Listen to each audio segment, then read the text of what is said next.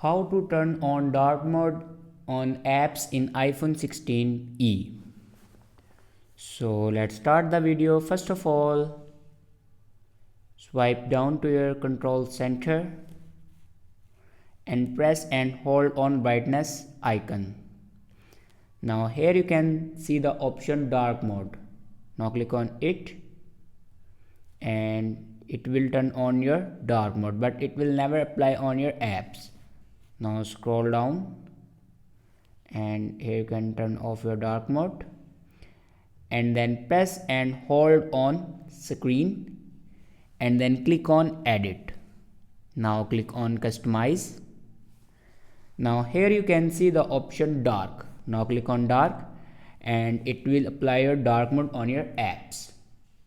So this is the way to turn on dark mode on apps in iPhone 16e.